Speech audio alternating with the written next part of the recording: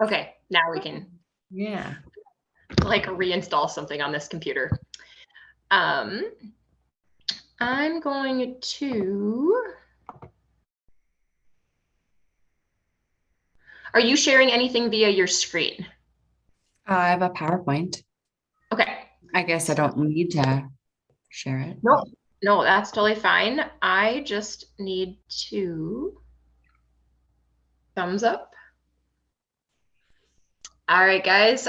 I am very excited today to welcome Leah O'Keefe, and she is a school counselor and also a licensed drug and addiction counselor. And we're going to dig in a little bit how addiction affects the brain and how exercise kind of affects that. And so we're really excited to have Leah, who's also a member here, give us a lot of great information about things we maybe don't know or don't understand yet. Mm-hmm. All right. Okay, so like Carla said, my name is Leah. I'm a licensed alcohol and drug counselor. I currently work full-time as a school counselor at Holy Spirit Elementary and part-time at Beth's Place. I run the low-intensive outpatient program there every Wednesday and Thursday night from 5:30 to 8:30. And I work every other weekend at Clay County Detox. So very busy. So I'm going to go ahead and share my screen here.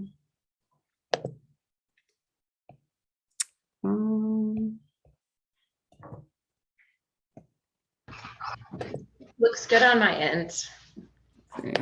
Go to the beginning.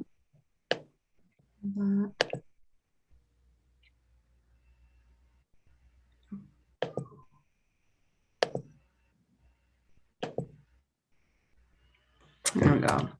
So, like I said, we're going to be talking today about how exercise aids in recovery from mental health and an addiction. We're going to look at the neurotransmitters that play a huge part in mental health and addiction. And we're going to talk about the recommended amount of exercise needed to improve mood and well-being. So first, how do we define addiction and mental health? The DSM-5, which is like mental health Bible, it's got every mental health disorder that clinicians can diagnose people with. Addiction is a chronic relapsing disorder characterized by compulsive drug seeking and use despite adverse consequences. And NAMI is the National Alliance on Mental Illness. They define a mental health disorder as a condition that affects a person's thinking, feeling, behavior, or mood. These conditions deeply impact day-to-day living and may also affect the ability to relate to others. So what causes addiction and mental health disorders? You'll see in the first picture, like on the left there, that is a picture of a synapse between somebody like a normal person, somebody who doesn't have depression. You can see that those little blue dots, those are neurotransmitters. And there's plenty of them. They're going back and forth between synapses, communicating with each other. The middle picture is somebody who has depression. You can see there's a decreased amount of those neurotransmitters. And with depression, it's a decrease in serotonin.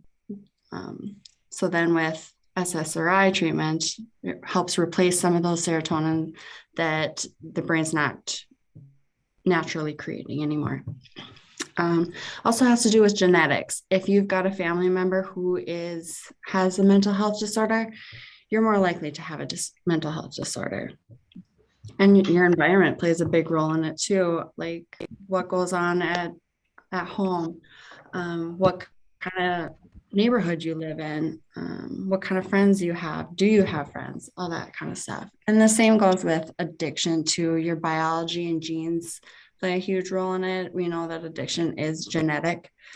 The environment, do you have a chaotic home? Is there abuse in the family? Your parents' attitude and their own use has a big part of it in it too. And we'll see in later slides that drug use changes the neurotransmitters that your brain creates naturally. So those neurotransmitters and neurotransmission. So this is a simplified version of a synapse between cells. The space between the cells is called the synaptic gap, and neurons communicate with each other. And once they get to that synaptic gap, they'll use the neurotransmitters to send it across to the other side. Neurotransmitters are the chemicals that are used to communicate with each other. Serotonin, that helps control mood stability. It's the feeling that all is good in the world. Endorphins are the body's natural painkillers. It's the feeling that runners refer to as runner's high after they go for a long run. Norepinephrine, this is, it affects the motivation, hunger, attention span, confidence, and alertness. And dopamine, we call this the reward chemical because it stimulates the survival reward pathway. So if you eat, dopamine is going to be released because your body is going to say, hey, this is going to help you survive. Do this again. And GABA. This plays a big part in how we experience fear, stress, and anxiety. So drugs, they act like these neurotransmitters. We say that drugs hijack the brain because they deplete our body's own natural production of these neurotransmitters. We're getting these neurotransmitters from these drugs. So our brain is saying, you've got enough. I'm not making any more. So marijuana acts like norepinephrine and dopamine. And we said norepinephrine affects hunger, motivation. And what's the stereotypical thing we think of when somebody is using a lot of marijuana? That they're lazy and they get the munchies. So it makes sense. Meth acts like norepinephrine and dopamine. Norepinephrine again acts, norepinephrine. Oh, it has that feeling. It's that feeling you get when you fall in love. So when people are using meth, they get increased sexual desire. LSD acts like serotonin.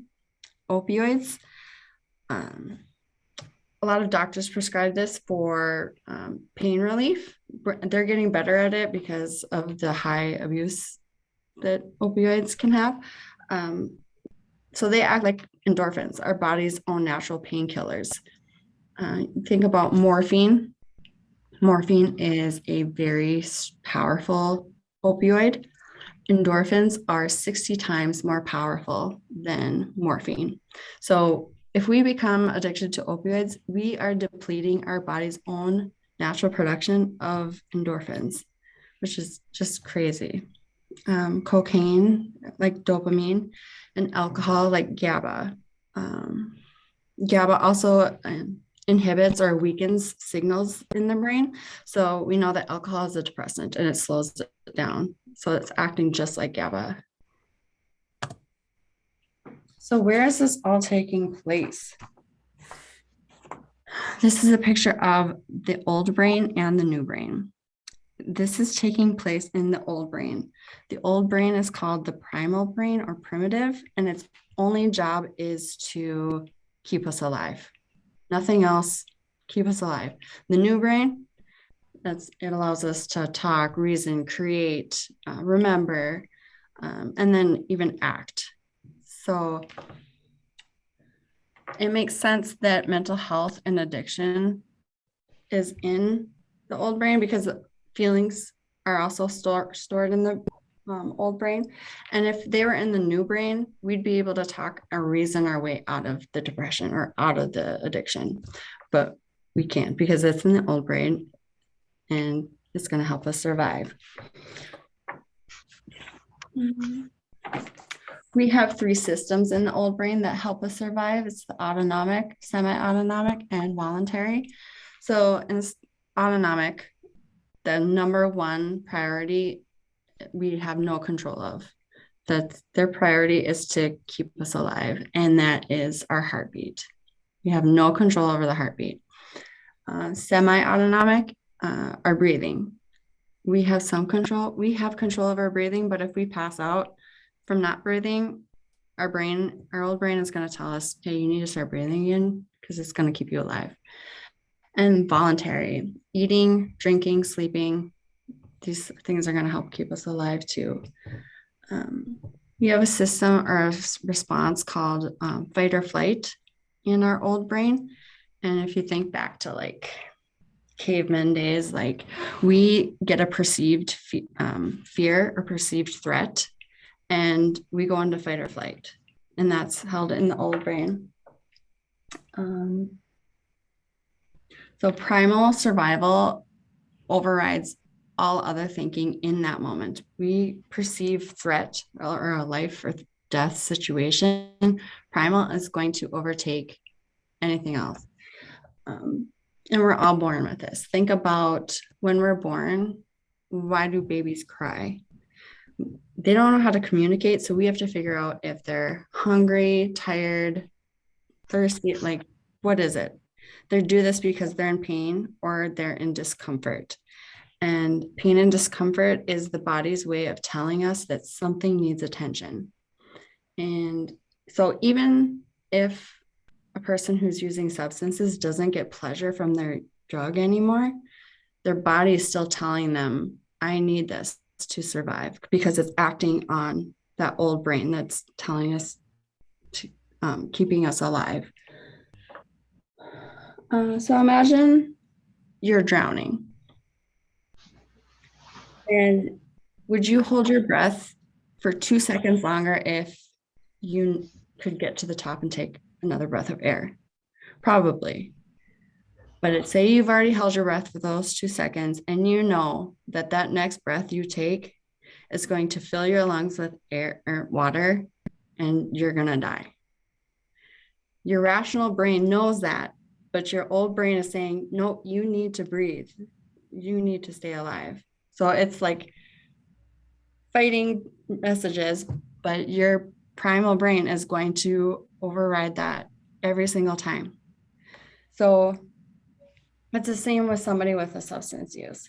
They know if they pick up that drug one more time, they could die. They know that this is going to kill me. Your rational brain knows that, but your primal brain is saying, nope, I need this to survive. So exercise. How can it help us in a recovery from addiction? It curbs cravings. So we're exercising. That means more blood is flowing through the heart, which means more oxygen and nutrients is being carried to the muscles, which makes us stronger, gives us more energy that we need to do daily tasks and to resist those cravings and urges. It provides structure and routine. Structure and routine is so important in recovery because we've built these routines revolved around using drugs or drinking alcohol. And my guys in group, they'll tell me that after work, they have to take a different way home because there's a liquor store on the way that they used to go home. And they'll stop at that liquor store every single time. And it just becomes automatic. They'll tell me, I don't even remember stopping at the liquor store because as we do our routines, they become more embedded in our brain and we do things without even thinking about it. So exercise can help fill that routine. If you exercise at a certain time every day in the morning, that'll help you resist the urge to stay up late and drink. Or if you work out after work, that'll help give you an excuse not to go to happy hour. And joining a group class, that'll help build accountability because you told somebody that you're going to be there. People are expecting you to be there. And it fills time and thoughts. Once people stop using, they realize just how much time they have. They didn't realize it because they spent all their time using or drinking. So we talk a lot about that in group. We're like, okay, we need to find some sober activities for you to do, some hobbies. Exercise can be one of those things that we do. Relieves stress. Withdrawing from drugs and alcohol is stressful. And exercise directly affects the brain, that the part of the brain that helps control and manage that stress and anxiety. And improves self-image and develops healthy relationships. You go into the gym to work out with people who are sober. You're there for a common interest that's not revolved around drugs and alcohol. And it helps build that sense of community. And the opposite of addiction is not abstinence, it's connection. Because people tend to use more when they're isolated, when they're lonely. So getting out there and developing those healthy relationships, especially through exercise, is going to be great for recovery. It helps sleep. Lack of sleep is going to cause fatigue, which can lead to relapse. It's going to improve your quality of sleep, and it boosts your mood. Mood swings are so common in recovery. If somebody is just brand new in recovery, watch out. They're not very happy people. So exercise and mental health. So we talked about all those neurotransmitters. Exercise can help increase all those neurotransmitters that are associated with regulating our mood. It's as powerful as an antidepressant. If you think back to that picture we saw with the normal synapse, the synapse with somebody who has depression, and then with SSRI treatment, you could replace that SSRI treatment with exercise and it would be just as effective. It generates stronger feelings of social integration and connection. Like I just said before, the opposite of addiction is connection. And it's plant stress that helps our body manage stress generally. If you think about the symptoms of anxiety, increased heart rate, sweating, fast breathing, and then you think about exercise, what are you doing? Sweating, have a fast rate, and fast breathing. So you're preparing your body like in a planned environment that these symptoms are okay. So then when you have anxiety, like your body's used to this feeling and you have more control. And then balance. You know what your body needs.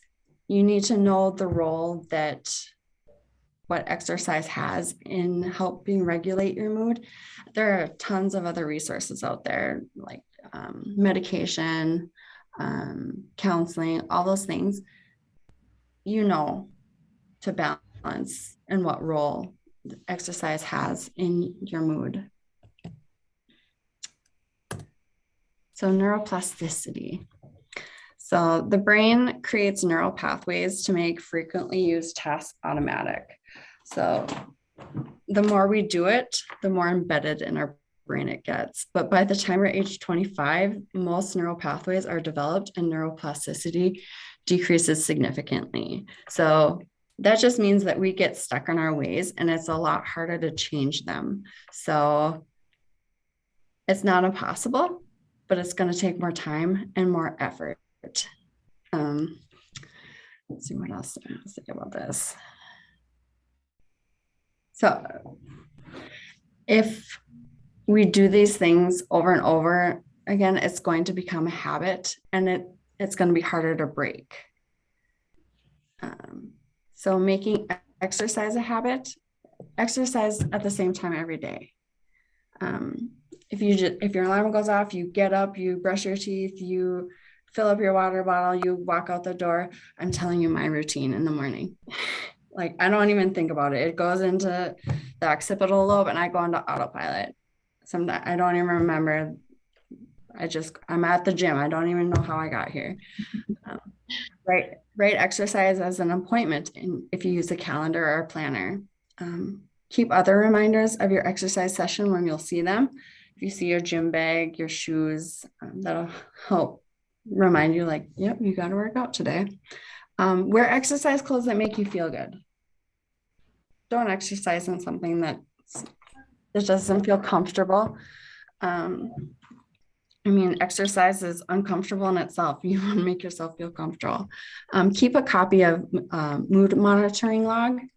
We're really good at, or we're not really good at remembering those things. Like if we keep a food log, you'll, at the end of the day, you'll look back, oh, I did eat that, didn't I? Maybe I'm not eating as well as I thought I was. It's the same with mood. You can look back and say, yep, I did feel really good after that workout. You can see kind of the progress you make too. Why exercise regimens fail? Focalism. We think that tasks are going to be easier in the future. We think exercise is going to be easier in the future. Think back to high school. You get homework on Friday and you think, I'm going to do this on Sunday. But we fail to think of the demands that Sunday is going to have. We don't think about the problems that we're going to have accessing resources or materials. And then we're just kind of screwed. It's the same with exercise. Future healthy changes look like they'll be really easy when in reality, they're going to be just as hard as they are today. Fantasy effects. We're really good at picturing the results, but maybe not so good at picturing the effort that it takes to get there. And it's almost like fantasizing about those effects decreases our desire to work out, because it's like imagining those benefits is just as good as actually seeing those results. The delayed discounting. Payoffs that will happen tomorrow or the next day have less pull on us today. Rewards are made less meaningful if we have to wait for them. So exercise for promise of good health in the future, in the way future, like isn't very motivating for us. So it's important to reward ourselves right away after a workout. So whether that's saying, hey, I did it. Like who goes to a workout at CrossFit and says, I really wish I didn't do that. You might have say that really sucked, but you can say, hey, that sucked and I did it. Or you can say, some people say, I just get a cold shower afterwards and I feel really great. For me, it's having an O2 mango recovery drink. I love that. It's the best. It's the best after a workout. I definitely, on some of the things you said, I definitely, like with the mood log and stuff, and whether people are in recovery or not, but I know particularly the ones that are, that they need something to show up, and then they need to remember how they feel after the workout. Because, like, as you say, like workouts aren't supposed to be easy. They're supposed to be hard. So nobody innately wants to just get up and go exercise. I should say that. There's a very select few who are like super amped every single day, but it's really about the feeling that you get afterwards to be like, yes, this is why I'm proud I showed up and I did it. And now I can like go about my day or my night. But we hear that all the time with athletes. Like, I didn't want to come, but I'm sure glad I did. Yeah, exactly. So instead of thinking about the effects and the rewards you're going to get in the future, exercise for mood instead, because you're going to see those effects right away. Like right after your workout, you're going to feel really good. So it'll take a while probably to climb out of a depression if you are depressed, but I mean, you're still going to feel the mood benefits right away.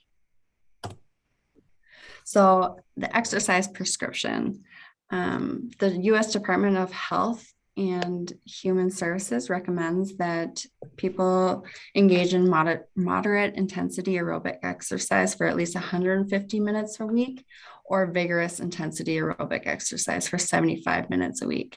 And that's just to improve mood and well-being. So, yeah. Will you go back to your last slide for a moment? Yeah. I just want to kind of talk a little bit about what does moderate and vigorous intensity mean, because I think people have kind of a gray area of what those mean.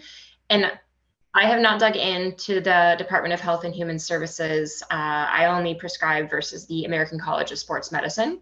Okay. So vigorous intensity would be like 85% above your max heart rate for those minutes.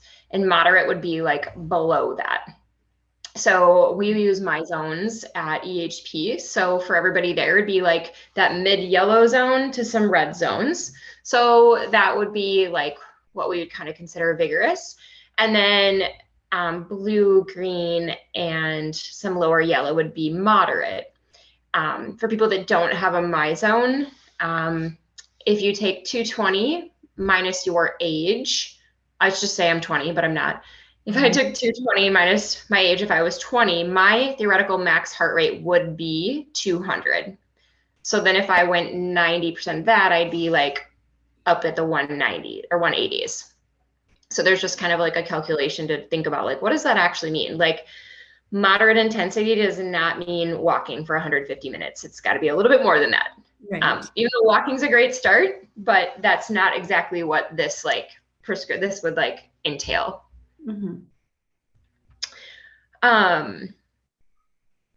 Leah, you talked a little bit about environment, like putting yourself in that environment. Like, and I don't even know who said this, but it says you become most like the 5 people you surround yourself with the most. And so that kind of resonated with me, like, hey, you have to put yourself in the environment like you want to become. Like, you might not be there yet, but I think when people are in recovery and looking for what type of gym or fitness thing they want to be involved in, there's a few considerations. And I'm just going to use us for an example. Like, we have a coached class, you sign in. If you don't show up for a week, you get like a coach that reaches out to you. So you kind of have that built-in accountability. And so there's that community effort too, right? Like, you join a community, so you're not all by yourself. I know Mm-hmm. that's not the way everybody does it. So I think like when looking into fitness things, like when you're in recovery, like obviously, can you afford it? Does it Mm-hmm. resonate with you? Like maybe for some people, it might be they want to join the Y or Family Wellness or some sort of global gym. And in that instance, I mean, would you recommend like, hey, like find a buddy, like make a plan, like go with a friend, do it so they have that built-in accountability if they're not in like a coached class setting like we have? Yes, I would say a sober friend. The sober. A sober friend. Yeah. Because too often they maybe one day they don't want to go.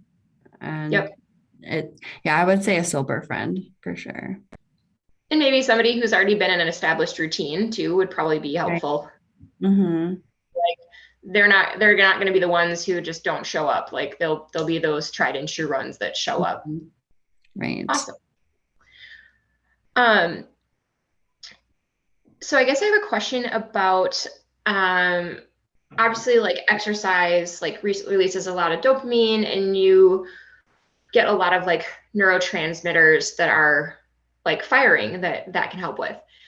When we talked in the earlier slides about like some mental health where you really lack a lot of those neurotransmitters, does your body have the ability as you are sober and as you're going through recovery, like with time, can you rebuild those neurotransmitters? Yes, your brain can recover, and sometimes it takes as long as a year.